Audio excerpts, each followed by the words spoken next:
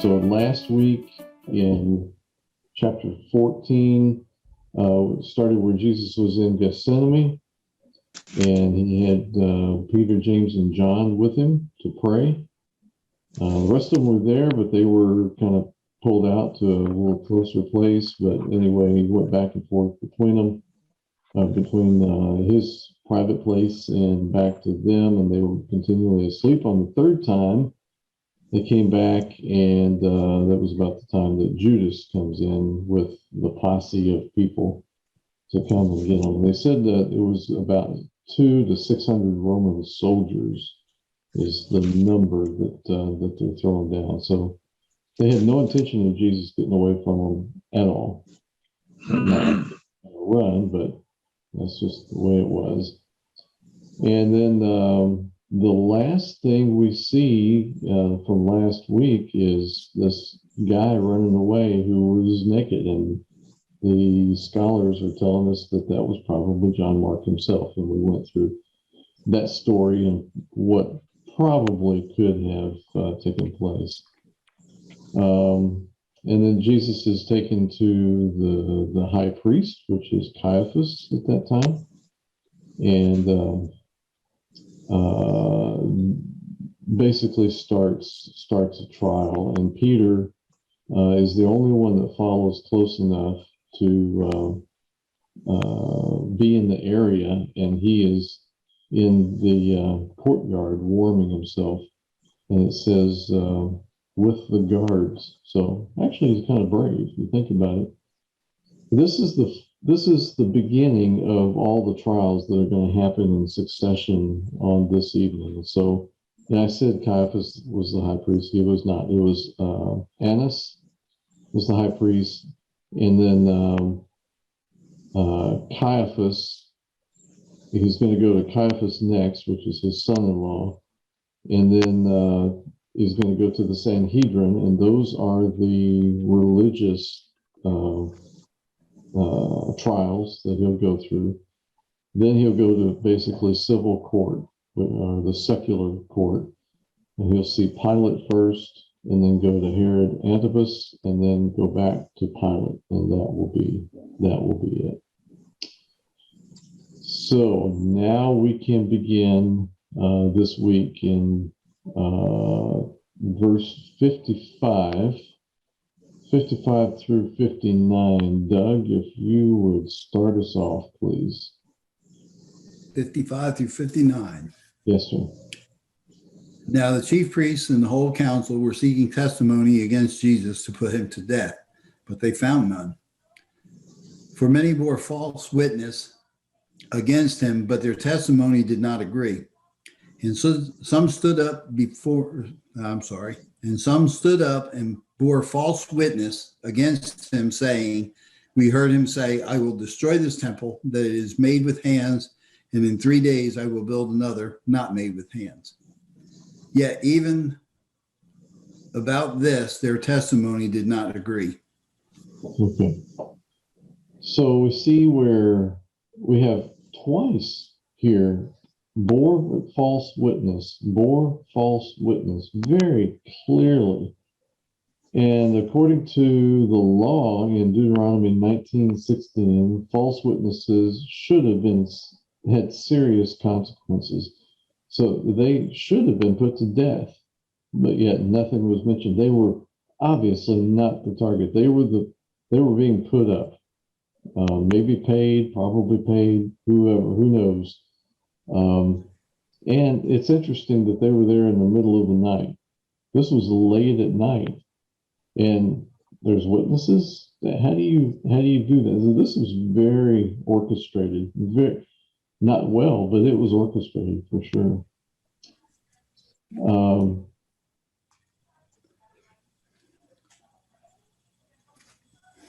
And none of the witnesses were able to you had to have two witnesses to convict somebody. And none of them were able to put together a story solid enough to be in agreement. It looks like they almost had it, because Jesus said that the temple was going to come down and he would rebuild it in 3 days, kind of thing. But nobody really understood it enough to be able to even repeat it. So that worked out, I suppose. 60, just verse 60, Dad. And the high priest stood up in the midst and asked Jesus, "Have you no answer to make? What is it these men testify against you?" All right. So why do you think it is that Jesus hadn't said anything at all so far? He could have said, the witnesses are wrong. I'm innocent, but you're going to persecute me anyway. I mean, he had, in fact, all the times that he was questioned before, he had the absolute wise answer to shut their questioning down. Every time before, give to Caesar what is Caesar's. On and on. Every time they questioned him, he had the wisdom to be able to just shut their questioning down. Why is it, do you think, that he hadn't said anything to this point? He's about to talk, but why has he not talked so far?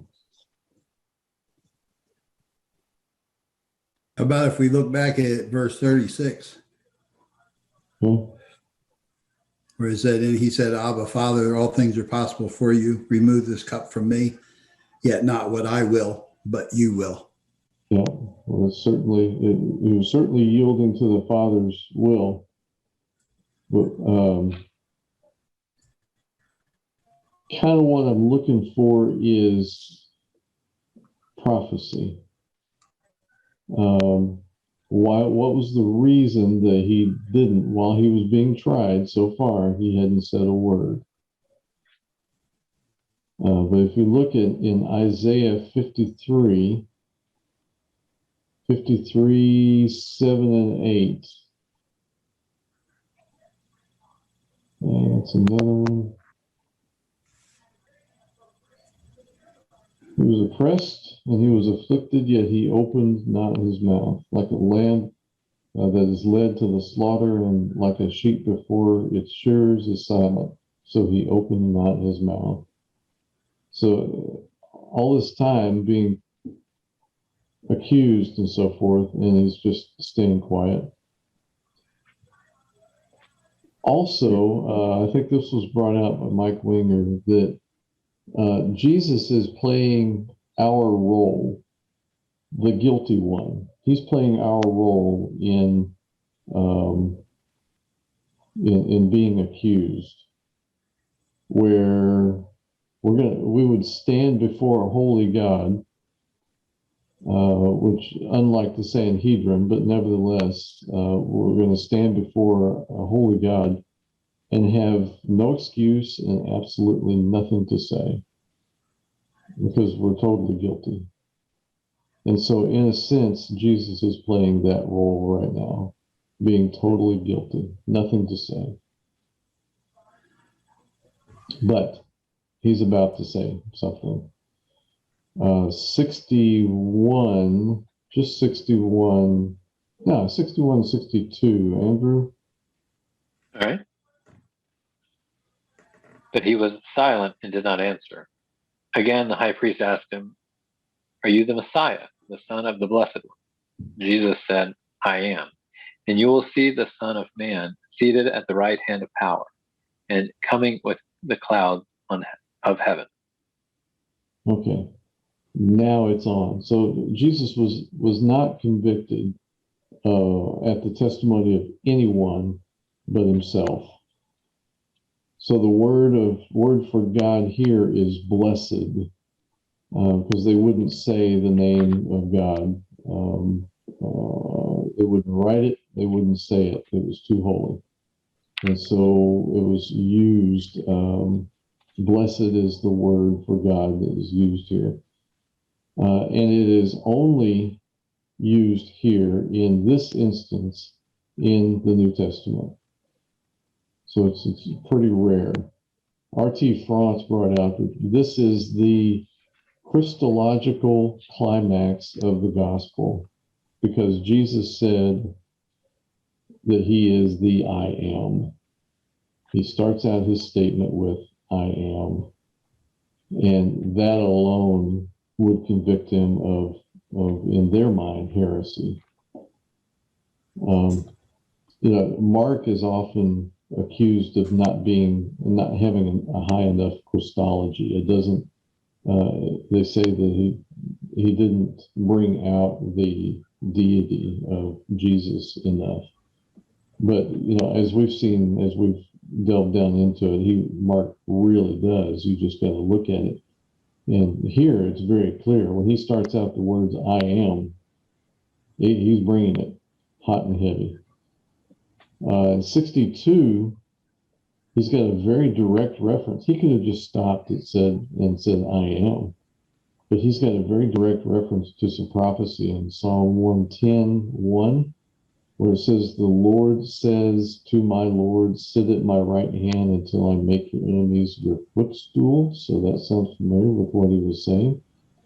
Daniel 7:13, I saw in the night visions, and behold, with the clouds of heaven, there came one like a son of man, and he came to the Ancient of Days and was presented before him. So all in through these, he's touching on all of these as he's responding to the chief priest. Deuteronomy 33:26, there is no one like the God of Jeshurun, which I was not familiar with, who rides across the heavens to help you and on the clouds in his majesty. Again, riding on the cloud thing. The name Jeshurun means the upright one or blessed one. The name Jeshurun is used 4 times in the books of Deuteronomy and Isaiah. In each case, the name occurs in a poetic setting and refers to Israel, God's beloved people. So all of this kind of ties together. I was not familiar with Jeshurun. Were you guys familiar with Jeshurun? No. I'm not. That has not caught my ear before, for sure. No doubt. All right. We'll go back. Let's see to Mark. There we go. Doug, 63 and 64. Okay. And the high priest tore his garments and said, what further witnesses do we need? You have heard this blasphemy. What is your decision? And they all condemned him as deserving death. Notice it says deserving death, but not convicting him or condemning him to death. So remember that Israel did not have that power to put somebody to death. And that's why we're going to go take a trip over to Pilate's house here in just a little bit. But so they had to say that, okay, he's guilty and deserving of death, but we have to convince somebody else to do it. And the high priest here, it's interesting. The high priest he tore his garments. So for the high priest to tear his garments was against the law. If we look at Leviticus 21:10, it says the high priest, the one among his brothers who has had the anointing oil poured on his head, and who has been ordained to wear the priestly garments, must not let his hair become unkept or tear his garments, tear his clothes. Seems like the high priest has just broken the law. We just read that last night, and it said that should his garments be torn, or he should protect his garments not to be torn, lest he should die. It's pretty rough. Yeah. We're breaking rules all over the place. So if we look at this whole sham trial, and we look at the Mishnah, and that's the Jewish oral law, and what they said and what was to be done for a capital trial, which this is a capital trial, as close as they could get to it. There are, out of 18 Mishnah rules relating to that, there were 6 of the rules that were broken. So first of all, No trial was to occur at night. Okay, we busted that one. No trial was to occur on eve of the Sabbath or during the festivals. Busted that one. Third, trials were to be public and in the judgment halls. Not private, right? Fourth, the accused could not testify against himself. Well, that's how he was convicted, so to speak, in his own words. Fifth, the high priest could not participate in the questioning. Well, that was the person who questioned him. And sixth, the sentence was not to occur until the following day. And it was done immediately as the high priest declared it. So I thought that was, they just broke all kinds of laws right there. All right. Dad, please read verse 65. And some began to spit on him and to cover his face and to strike him, saying to him, prophesy. And the guards received him with blows. Okay, now there's no indication that they moved him out quickly or anything like that.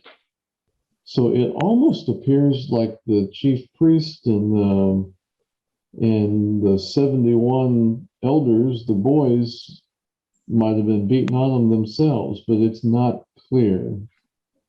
Anybody have any comments on that?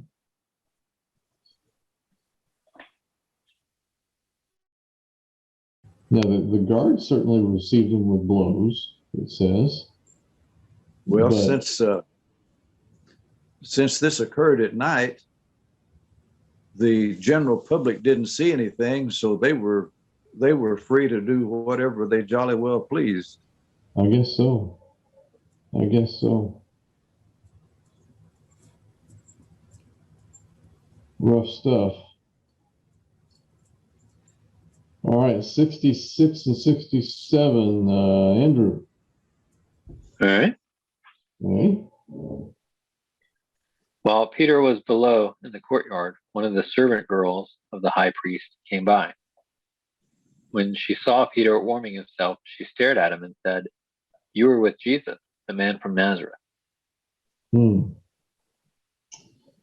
So, again, we give Peter a hard time, and we know what he's going to do, but he is the only one that stayed around relatively close. I mean, you got to give him credit for that. He was trying to be there and be there close. But anyway,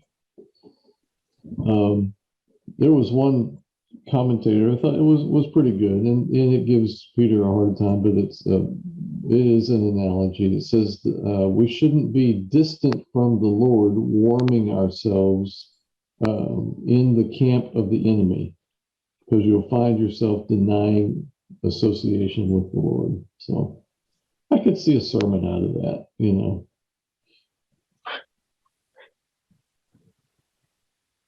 68. We're back to Doug. Hey, perfect. You get to talk about the crow and rooster again. Rooster crow. But he denied it. Just 68?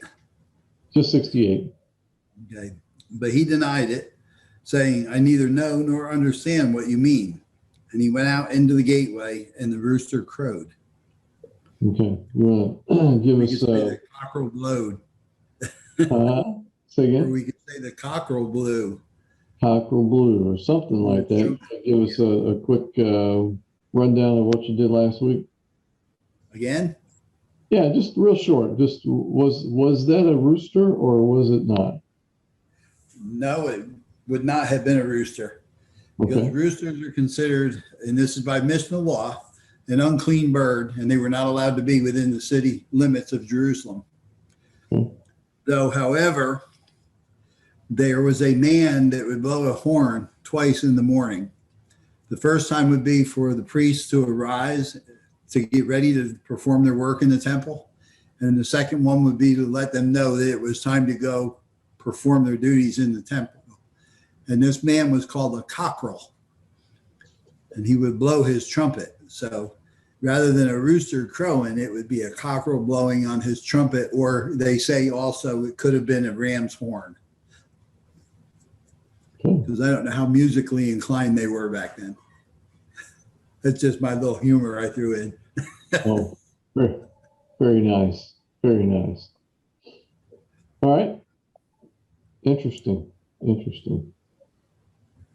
69 and 70. Dad? And the servant girls saw him and began again to say to the bystanders, "This man is one of them." But again he denied it. And after a little while, the bystanders again said to Peter, "Certainly you are one of them, for you are a Galilean." So we notice that Peter left the warming area. Ooh, that girl is getting under my skin. She's recognized me. I'm getting out of this area, but I'm going to stay in the area. He went to the gateway to get away from the girl, but she followed him. And remember that she is a servant girl of the chief priest. So she could potentially have the chief priest ear. Hey, that guy over there could help you out with more information or whatever. And so Peter really got scared, and I understand that. She was very persistent. Very persistent. But he tried to get away from her, and but Jesus' prediction was absolutely right, wasn't it?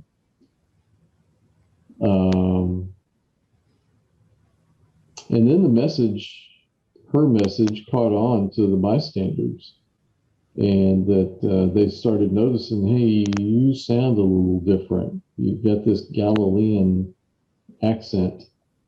And supposedly, I guess there weren't any good schools up in Galilee, because the word is among the scholars that it was a less educated area, and you could tell it in their speech.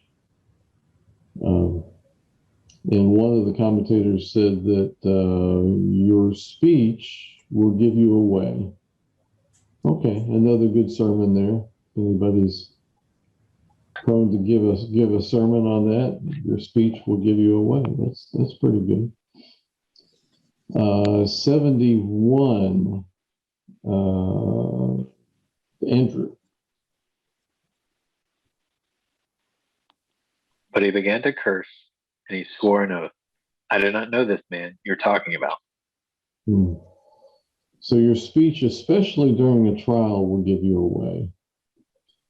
And Scripture is not clear, but the theologians that talk on this think that Peter's cursing was the sort of saying, "May God curse me if I know Jesus."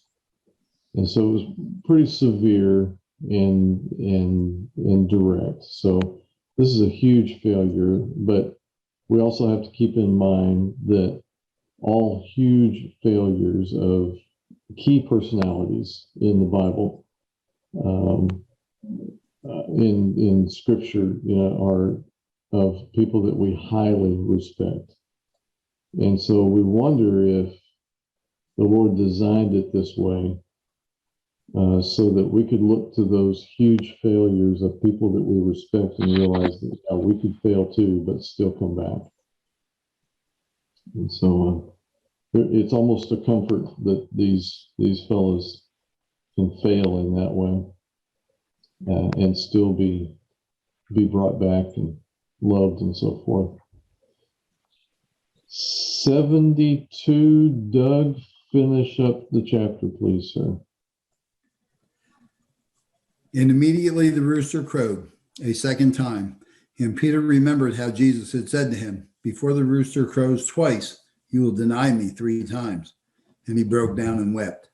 All right, so, and there it is. And that's the prediction and the ultimate failure. And you can imagine how deep that hurt Peter, for sure. You guys ever heard the song by the singing group Third Day? Can't Take the Pain? If you listen closely, it's about Peter's failure and how he is suffering and can't take the pain, so to speak. So pretty good song. You get a chance to hear it. Third day, can't take the pain.